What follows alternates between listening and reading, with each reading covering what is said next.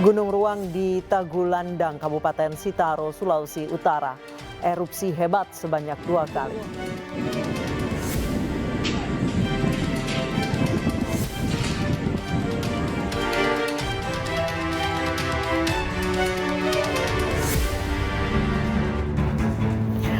Halo, selamat malam pemirsa, selamat datang di iNewsroom bersama saya Anisha Dasuki. Kami akan membahas berita utama secara mendalam, komprehensif dan tentunya eksklusif. Sebagai pembuka iNewsroom kali ini kami memiliki informasi mengenai Presiden Joko Widodo bertemu dengan mantan Perdana Menteri Inggris Tony Blair hari ini. Salah satu bahasan dalam pertemuan tersebut adalah membahas rencana investasi di sektor energi baru terbarukan di Ibu Kota Nusantara.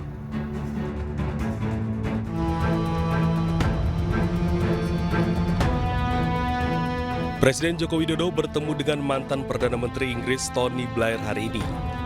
Tony Blair terpantau hadir di istana sekitar pukul 9.50 waktu Indonesia Barat, hingga keluar istana sekitar pukul 11.30 waktu Indonesia Barat. Pertemuan tersebut membahas rencana investasi di sektor energi baru terbarukan di Ibu Kota Nusantara, salah satunya oleh Uni Emirat Arab. Hari ini saya menemani Pak Menteri Menpan RB untuk mendampingi Bapak Presiden dalam menerima tamu kita Pak Tony Blair. Dalam pertemuan tadi terjadi diskusi antara Pak Presiden Jokowi dan Pak Tony Blair yang kemudian dikerucutkan menjadi 2 hal penting. Yang pertama itu adalah terkait dengan investasi untuk energi baru terbarukan, carbon storage, dan beberapa alur logistik yang baik, khususnya untuk di IKN. Akan ada rencana pembangunan dengan Uni Emirat Arab sebesar untuk solar panel di sana. Selain itu, Presiden dan Tony Blair juga membahas soal carbon storage yang diputuskan dengan presentasi skema 70-30. 70% ada dalam negeri dan 30% diserahkan ke luar negeri.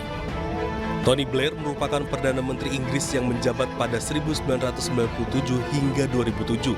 Melalui Tony Blair Institute for Global Change, Indonesia merupakan salah satu lembaga yang bekerja dengan pemerintah Indonesia dalam mengembangkan Ibu Kota Nusantara. Tim Liputan iNews melaporkan.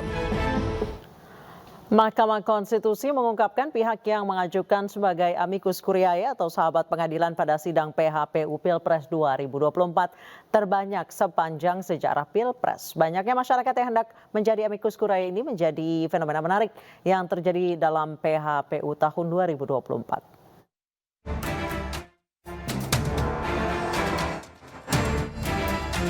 Dalam gelaran sidang sengketa Pilpres 2024, sejumlah pihak mengajukan amicus curiae.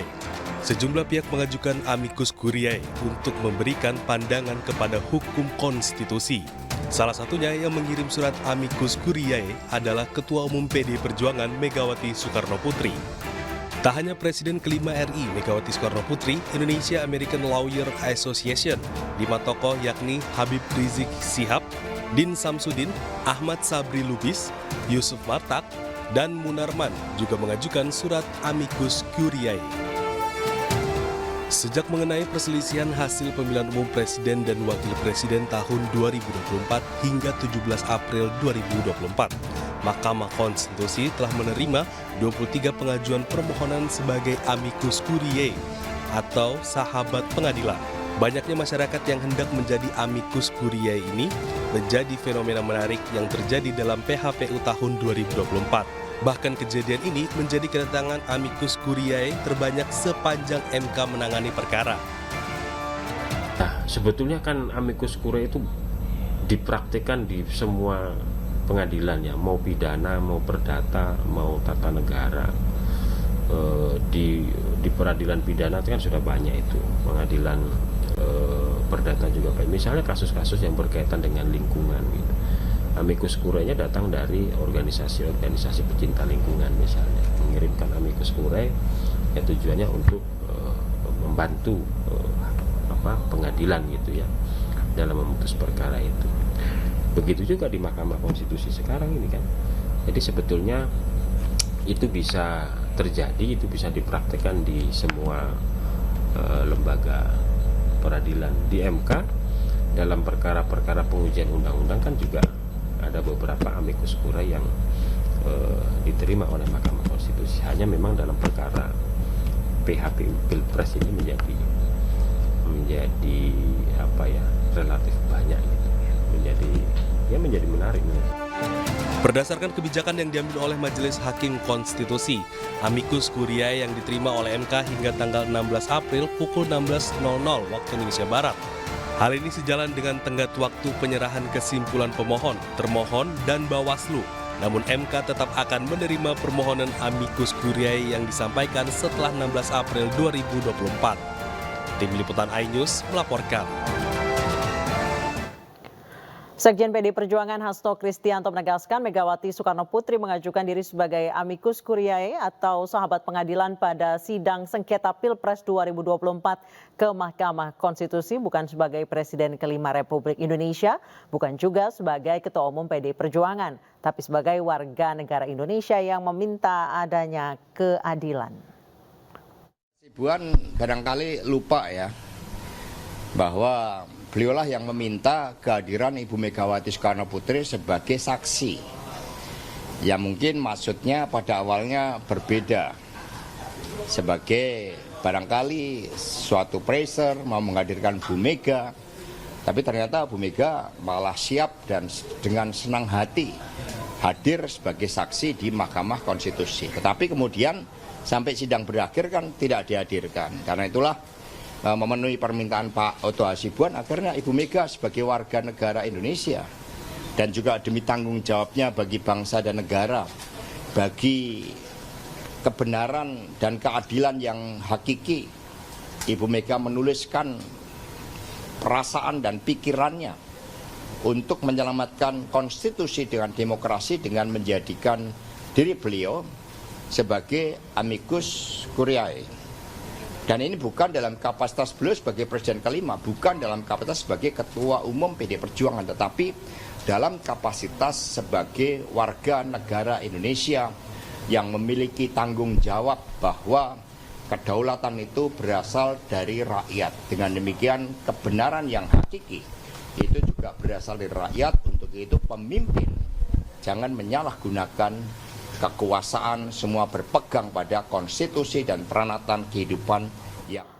Wali Kota Solo yang juga cawapres nomor urut 2 Gibran Raka Buming Raka mengaku belum membaca surat tulisan tangan yang dikirimkan Presiden RI kelima Megawati Soekarno Putri kepada Hakim MK.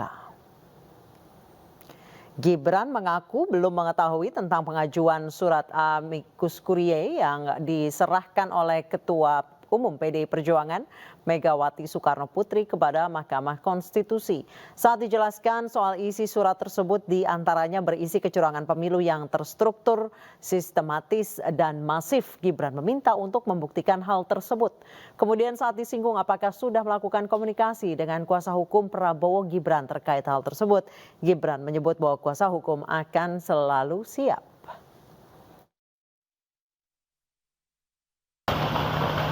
Surat yang pengadilan. Saya belum baca. Coba ya nanti saya baca dulu ya. Tapi sudah komunikasi dengan tim kuasa hukum Prabowo Gibran Mas terkait dengan diminta pengajuan ini. Serius mau kalau tim hukumnya kami selalu.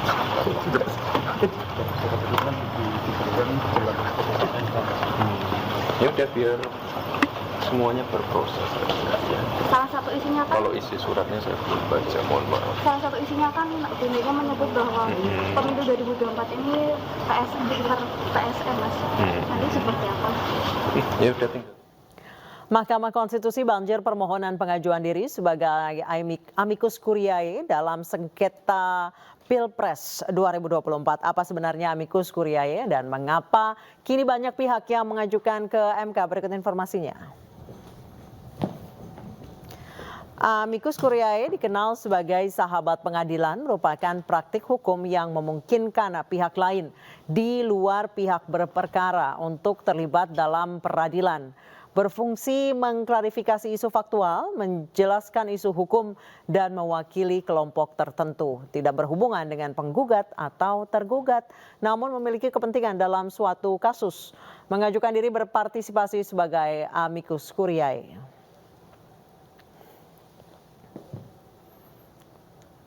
Dalam kasus ini, 5 LSM bidang hukum ajukan sebagai sahabat pengadilan. Mereka adalah YLBHI, PBHI, Elsam, ICGR, dan IMDLN dalam kasus Prita Mulyasari. Mereka memberikan pandangan penghinaan dapat dikategorikan sebagai pasal karet. Kemudian, kasus pembunuhan Richard Eliezer, pembunuhan berencana Brigadir Yosua Huta Barat. Dalam kasus pembunuhan berencana Brigadir Yosua Huta Barat, sebanyak 122 cendekiawan menyatakan diri sebagai sahabat pengadilan untuk mendukung Richard Eliezer alias Baradae. Mereka menilai Eliezer sebagai eksekutor mendapat tekanan dari Verdi Sambo. Eliezer juga sebagai justice kolaborator. Kemudian sengketa Pilpres 2024, fenomena tidak biasa terjadi di sengketa Pilpres 2024 di mana ramai-ramai banyak pihak ajukan diri sebagai amicus curiae, termasuk Presiden kelima Republik Indonesia Megawati Soekarno Putri. Indonesia American Lawyer Association atau IALA juga mengajukan diri sebagai amicus curiae. Mereka sebelumnya pada Maret lalu 303 tokoh terdiri dari guru besar, budayawan dan masyarakat sipil ajukan diri sebagai sahabat pengadilan.